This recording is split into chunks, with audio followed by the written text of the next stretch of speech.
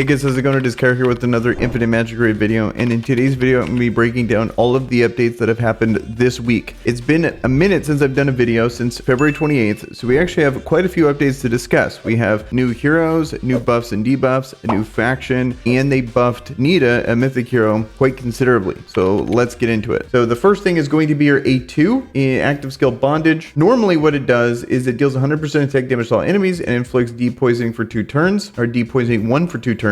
Afterwards, deals an extra 200% damage, which increases by 10% for each layer of poison. The attack is up to 100% damage now. It used to be up to 50. 100%, that's a pretty big buff already. The extra damage is considered poison damage, which I really like. That means it's going to scale with mastery and it's ignoring defense. Then added, if an ally successfully inflicts a poison on their own turn, grants Nita 1 layer of poison seed. When self has 8 layers of poison seed, consumes all layers and casts bondage 1 time immediately. That alone is pretty sick, being able to attack at a turn like that, just by having other poisoners with her. Okay, so passive skill Deep Trap after grants Nita immunity to all dot and converts all poison on her to heal. Nita has a 100% chance, it used to be only 70% chance, pursue and attack enemy targets who have poison, cleanse from them up to 5 times. It used to still be the same amount, but I guess it ramps up a little earlier, not sure, each time in each of her turns. So the big thing here is going to be having the 100% chance to pursue. It looks like they've really been buffing that. You have Olga in the previous patch, and then now you have Nita here as well, making this a consistent thing. Then we have the active skill Bury. This is the ultimate, deals 3 stages of 50% attack damage and 50% poison damage, each to all enemies, with a 90% chance to inflict 1 layer of poison. So it looks like what they changed here is, instead of doing 100% attack damage, they converted to 50% poison, so it can ignore defense and be affected by mastery. So it's going to massively increase the damage there. Then we have exclusive 1, increases Nita's attack by 10%. Meanwhile, additionally triggers poison effect 1 time after Bury, deals 3 stages of damage up to 6 layers. So this is nice, just having an additional attack is always good. And then meanwhile, additionally triggers poison effect 1 time after Bury, deals 3 stages of damage. So having the additional triggers is awesome. Absolutely love that for bleed characters. Imagine that on an AoE character for their poison. Super good. Then we have the new change to level 2, just a very small change but pretty meaningful, where increases self-effect hit by 12%. Meanwhile, there is a 80% chance to inflict 1 layer of poison on all enemies for 2 turns at the beginning of self-turn. So this right here, if you have enough effect hit, and she's just getting more effect hit just because built into her kit, that's going to be 100%er if you can get enough effect hit there. And lastly, her E3, and then the person that was one-shotting the Negia Wave 31s doesn't even have an E3 version. So that's also pretty nuts. Then the exclusive 3 is going to be increases self-poison damage dealt by 15% and upgrades the depoisoning 1 inflicted by bondage to depoisoning 2. Meanwhile, there is a 100% chance to inflict res buff, amazing debuff by the way, for 1 turn each time bondage deals damage for the first time. Besides, cast bondage immediately when self has 5 layers of poison seed. So this is pretty insane. That poison seed self buff that can make her attack out of a turn is pretty nuts in my opinion, because you can have other poisoners with her at only 5 layers. She can cast this at exclusive 3. Just normally she's able to do that with her bondage move here at 8 layers. So it looks like they're lowering the amount to 5 when it comes to that. So I think that's pretty insane changes. No wonder why people are talking so highly of her. Okay, so now we have more legendary heroes here. We have Merlot. I figured now that they're in the game, let's just actually talk about them in here. Also, it is 5 p.m. in Alaska time, and look at all this sunlight. This is crazy. Like, spring is right around the corner. This is pretty wild. We have the main attack, and then this is all poisoners. It seems like this whole patch was all about supporting poisoners, and I believe they've already done the pulls for these characters here, so hopefully people that went for them ended up getting them. But here, let's actually break down these characters here. So it deals 100% attack damage and 60% extra poison damage to a single enemy, with a 40% chance to inflict 1 layer of poison for 2 turns. For each 1 layer of poison the target has, increases the extra damage by 10%. So we're looking at a pretty sizable, so we got 80% chance to inflict 1 layer of poison, so with enough effect hit, that's 100, and then 100% attack with 60% extra poison damage. I'd say that's a pretty good auto attack. Applying a poison does 60% extra bonus poison damage and 100% attack damage. I would say that's pretty good. Then we got deals 200% attack damage with a 90% chance to inflict 1 layer of poison when booked for 2 turns on a 3-turn cooldown. Very good. Afterwards, any ally with no less than 2 layers of poison enhancement pursues and attacks the same target after casting Crystal Mark for each 1 ally that successfully pursues and attacks. Reduces the cooldown of Crystal Mark by 1 turn. Like that's pretty wild. The cooldown of the skill cannot be increased or reduced by other effect. So at least there's that. And then poison enhancement increases poison damage dealt. And then I don't really like looking at the exclusives too much when it comes to these characters. I just want to judge the character if you end up pulling them. For most people, is this character good? Then we have while Merlot survives, or Mela, however you want to pronounce it, survives, grants 1 layer of poison enhancement to any ally that inflicts 1 layer of poison during their own turns. Each layer of poison enhancement increases the poison damage dealt by 3% up to 5 layers. It ends up going to 5% up to 5 layers, so 25% potentially. So I think that's really good. And then it also increases this and allows them to lower the cooldown. So for each one ally that successfully pursues an attack reduces the cooldown of Crystal Mark by 1 turn. And I believe, yeah, afterwards, any ally with no less than 2 layers. So they need to have actively casted, grants 1 layer to any ally that inflicts at least 1 layer of poison during their own turns. So they need to have done this twice. Then when this happens, it lowers the cooldown of Crystal Mark. And then Crystal Burst deals 200% attack damage to all enemies with a 60% chance or 90% chance when booked to reduce their effect res by 50% for 2 turns and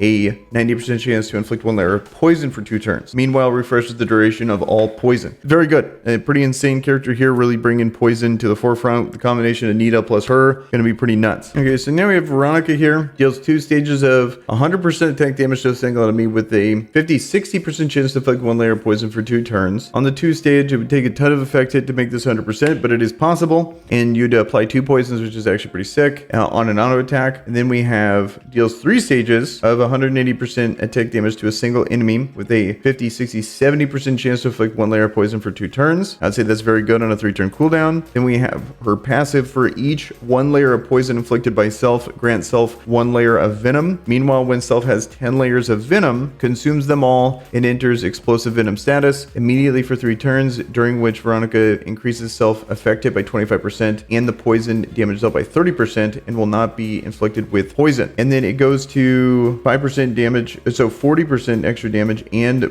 lowers the requirement. Okay, so now we got the ultimate, deals 2 stages of 120% attack. So this goes up to 150, 165, plus another 45% poison damage. Oh, so 165 of each to a single enemy, 2 stages of that. Meanwhile, the first stage has a 100% chance to inflict deep poisoning for 2 turns if the target has no less than 3 layers of poison. The second stage has a 70% chance to double their poison layers, or if not, the second stage has a 70% chance to inflict 3 layers of poison for 2 turns. That's pretty nuts. So everything about this character sounds fantastic if you wanted to build a poison team, for example, against a guild boss, like a single target situation like that. So the thing is, here, let me reread this. So I wanted to check if she had any way of actually exploding her own poisons, which she does not. She has a whole bunch of stuff with her exclusives here about increasing the damage and reducing direct damage and making those things better. And her exclusive 1 seems very good, but when it comes to these single target damage dealers, I really want them to be explode their own poisons. Like, for example, Hazaro. It makes such a massive difference to be able to actually do that. Okay, so next we have Haydos here, an epic hero. It seems okay. Nothing too crazy, but something like this, maybe for progression, if it's one of your first epics, you can probably get by with, but a lot of things about this character I don't like. So the first thing is going to be his auto attack here with a 15% chance, 25% chance when booked to inflict a stun. And then it becomes 50% when you land a crit. So if you get an absolute ton of effect hit and 100% crit chance, you can make this 100% chance to land when it comes to his auto attack there. So it is possible. You can throw in a Catherine in there, maybe some effect res down, but then you got to build this guy with a ton of crit rate, which is going to be very difficult. A crit rate plus effect hit. And he is a defensive hero, so you're not really going to be wanting too much damage with him. He just kind of hedges his bets when I see something like that. When it's like an effect hit plus crit rate, plus he's not really going to be the guy doing damage, like the utility-based stuff. Now, where it's okay if it's like a bleed character because you're converting that effect hit into damage, for example, and usually on a higher percentage chance of landing. But then we have the A2, deals 2 stages of 160% defense damage to a single enemy with an extra 35% crit rate, 190% defensive chance when booked on a 3-turn cooldown, which is great. If any stage lands a crit, restores self HP by 8% of max HP. Okay, that seems decent. And then this actually seems to hit pretty hard when you get him exclusive 1. So that could actually be pretty sick. So 2 stages, 190 times 2, and an additional 80% crit damage. You need something like this if you're going to be a direct damage dealer to have any chance of actually doing real damage. You don't have a massive crit damage modifier, it's just not going to happen compared to HP burn and bleed. And then he has more direct damage with enemies with a debuff, which is great. He has 26% direct damage damage increase with that, and then has a 50% chance to counterattack the attacker when taking active damage from a debuffed enemy. Can be stacked with a buff counterattack, which is nice, but rarely do you actually want to get attacked. But at the same time, it could be fine if I'm thinking with Catherine, for example, he has a chance to actually do a stun on a decent chance depending on how you build him. I just think he's gear hungry, and you know, you can maybe get by with it. He's not really he's bringing a lot of utility potentially, but at the same time, nothing game changing to your team. So I think he's decent. He's probably as good as you would expect an epic to be, in my opinion. And then 260% defense damage when booked to all enemies, and extends their duration of all non-controlled debuffs by 1 turn. I think that's actually pretty convenient. Really nice to have, especially if you're pairing him with other AoE bleeders or AoE poisoners, for example. And then you have the utility of the stun and stuff like that. Could actually be kind of nice. And then meanwhile, grants self shield by 30% of max HP for 2 turns. And then an exclusive 3 deals 10% more damage for each layer of debuff the target has up to 100%. I just think the core issue I have with this guy is that he hedges his bets on a lot of things. He brings some damage, he brings some utility, and really low percentages to actually be able to land those things. At least this thing right here, the extends the duration of the non-controlled debuffs, is just guaranteed. You don't need affected at all for that. But then the rest of his kit is either you go full damage and don't care about the stun, or you need an absolute ton of effect hit to reliably actually land the stun there. So plus crit to be able to do that. So I think he's okay. Maybe he doesn't bring any of like the main things I like to see in Faction Abyss, like for example attack down, speed up, and a big shield, maybe a consolidation too. Those are like the S tier debuff / buffs to bring for those pieces of content. So he doesn't really bring any of that. He would really help with waves, if anything. Maybe he'd be like an Elemental City character, if anything, like for example on those ones where it's like specifically only defensive characters or epics only, for example. Those would be the only times I'd ever think about bringing him. And I like to look at him at exclusive 3. I was saying that I don't like to look at exclusives at legendaries, but on epics I like to look at all 3 exclusives because it's so much easier to actually get those. So let's move on to the next new heroes, which is actually a new faction, so pretty exciting there. Okay, actually before we get into those new heroes, there's going to be pretty big quality of life features that got added. This is already in game right now, but I do want to talk about it because if you guys don't know yet, this is actually pretty sick. So we have the optimized Elemental City rules. So starting from March 16th, if you have cleared a set number of stages in one season of Elemental City, a certain number of stages will automatically be cleared by the system in the next season after each update, and the rewards obtained will be sent to you via the reward box. So what I believe is going to happen starting in March 16th is, let's say you get to stage 50, then it will maybe drop you down to 30, or you get to stage 70, it drops you down to 50, something along those lines. So it's going to really expedite the inconvenience of having to do Elemental City every single time, which I think is actually really convenient, because that's the big issue I have with Elemental City, is that some of it is boring, and I set an auto clicker to go through up until the point where it's hard, and then you finally care, but getting to that point is a big pain, and they should just allow you to have auto progression. They have that in Raid, for example, that I believe that wasn't available on release, but this is, in my opinion, a kind of solution for it, whereas if they just had an auto battler system, it would solve everything. You could just hit it, you can hit auto continue for the next stage, and it would be fine. But maybe you implement both, where we don't even have to waste our time in the auto battler system, and then you also have that so you don't waste your time. So like let's say you get to 50, it drops you down to 30, but then you also have an auto battler system, so we go through and actually have to beat those stages. So maybe it seems like half done when it comes to the convenience there. Then number 2, Elemental City stages can be challenged repeatedly after clearance down, which is kind of nice. If I want to show you guys, especially as a content creator, if I beat a stage, then I can actually show you how I beat the stage without always having to be recording it as that's happening. But for you guys, I don't know, maybe you can practice it or try new comps or see if it was a fluke or if you actually got it dialed in. I'm not sure. And then optimize the guild boss data settlement rules. The damage dealt in a single battle will not exceed the guild boss max HP now. I think that's just kind of nice for consistency's sake. I've noticed there's certain times when beating like guild boss 4, for example, my damage can fluctuate even though I'm killing the boss each time, which who cares. And then lastly, updated the following system UI loading. Okay, whatever. Okay, so now we got the stuff that's happening on March 9th. This is actually something that hasn't actually happened yet, as the time of recording is March 7th. But here we go. So this is the new debuffs and buffs, and also the characters from the new faction. So let's read this together. This is something I haven't pre-read, and we'll check it out together. So we have the attribute buffs. Ripple 1 and 2, basic attack damage increases by 20 or 40%. And then Resolute 1 or 2, which is skill damage, increases by 20 or 40%. I think that's actually a pretty cool buff and debuff for this game. You can really do a ton there. I want to test it, especially with counterattack, and see how that works against the guild boss, could actually be a pretty big deal. And then we have the attribute debuff, where wet 1 and 2 basic attack damage is decreased by 20 and 40%. And then cold 1 and 2, which is skill damage, basically just the inverse of those other buffs there. So pretty interesting that they're adding more attribute debuffs. And then we have control debuffs. Confused: when casting a skill that needs to mark a main target, the main target marked will be switched to a random enemy.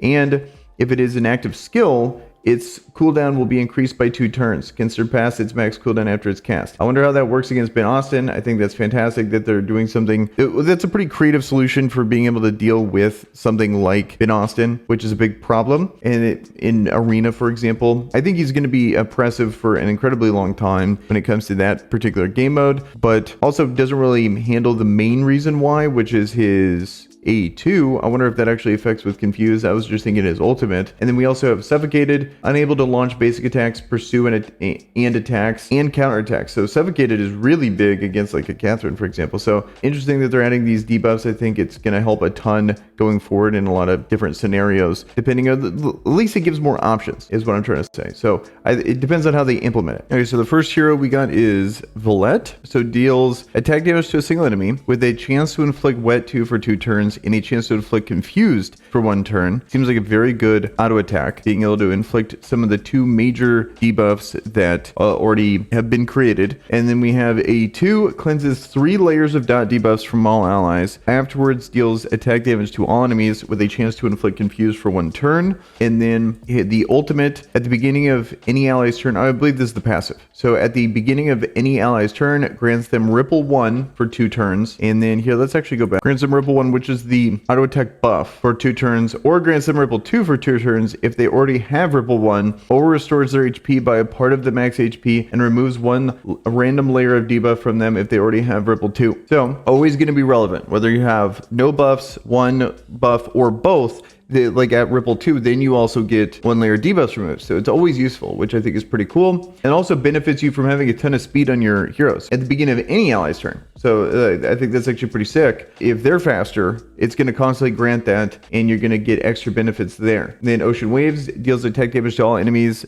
deducts certain of max HP, a certain amount of max HP, caps at certain percentage of Valette's max HP from them, and triggers Sea Healing, the effect of which restores all allies' HP by 15% of all enemies' deducted HP. Sea Healing is not affected by healing effect and healed effect. Interesting. So that is something I want to see in game. I want to see how that actually is represented there, because these things have always been things I take with a massive grain of salt. So, but it does seem interesting. And then the exclusives here, I'm just going to pass on those. I'm going to keep this exclusive 0 only. And then we have the second character here in Edith. And this one is a hidden wave attack blue character. So at A1 deals attack damage to a single enemy with a chance to inflict wet 2 for 2 turns. So wet 2 was the basic attack reduction by 40%. And then the A2 shoots 5 magical water balls which prioritize attacking different enemies. Each water ball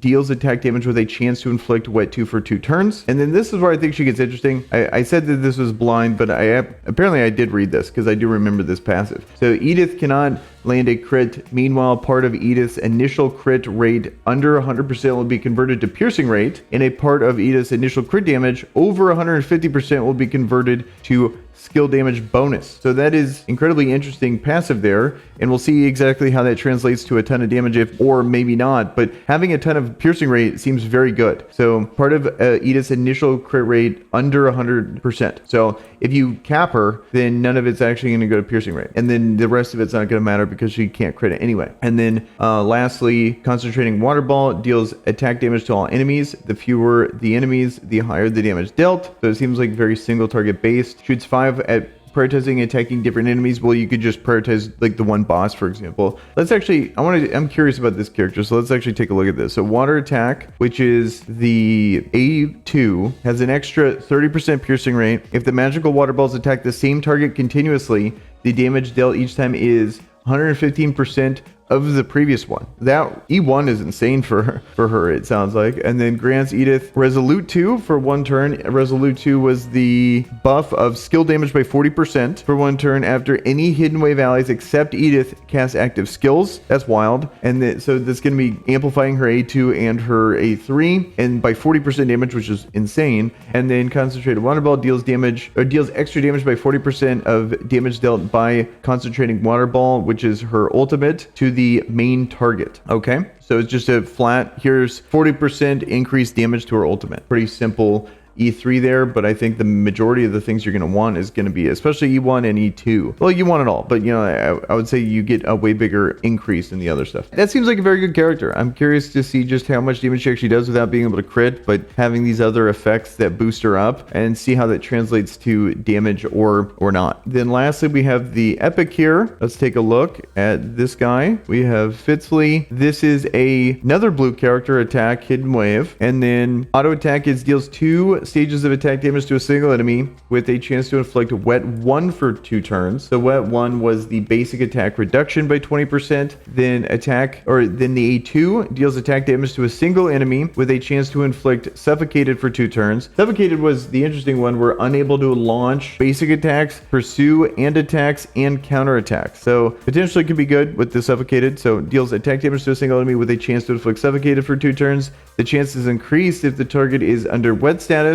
This suffocated effect cannot be blocked or cleansed. That's actually really, really good. And then passive, while Fitzley has Ripple, increases self-leech. I don't think that is too relevant, but kind of nice. And then ultimate grants self ripple 2 for 2 turns and counterattack for 3 turns. Afterwards, acts for 1 turn immediately. Okay, so basic is granting self ripple 2 for 1 turn and counterattack for 2 turns. So decent. I don't know. I've never been a fan of those ultimates, but it does seem relevant to what he's trying to do. He's trying to inflict wet, and then, for example, the A2 deals attack damage to a single enemy with a chance to inflict suffocated for 2 turns. The chances increase if the target is under wet status. This suffocated effect cannot be blocked, so it's kind of you're applying wet with the counterattack and then going over the top on your turn with the A2. That's like kind of the design philosophy here. By you ult, wait for the counterattack, then do the A2. Then we have the exclusive 1. Flow fluctuation additionally inflicts wet 1 on all enemies for 2 turns. So okay, so that's the ultimate here. So grant self ripple 2, and then also is inflicting wet, which is nice. That just makes it very straightforward of what you're trying to do here, which is you just ultimate, wait for the attack, but you don't even have to because it's just going to apply wet 1 to everyone. And then wind water combo deals damage to the target with wet. Each stage additionally deals extra attack damage. This damage ignores defense. And then lastly, each time Fitzley casts water combo, grants self 1 layer of power of flow up to 6 layers. When casting water impact, consumes all layers of power flow, with each layer dealing extra attack damage. So overall, if you really want to be able to land suffocation, suffocated, I would say this is going to be a really good character, but I don't know how important that's going to be depending on the situation. I think it could actually be kind of nice, but the rest of the kit seems to be lacking in my opinion. So that's pretty much it when it comes to all the changes that I've missed over the course of this week here. Curious to hear your guys' thoughts down below. And with that, guys, I'm out of here. Peace.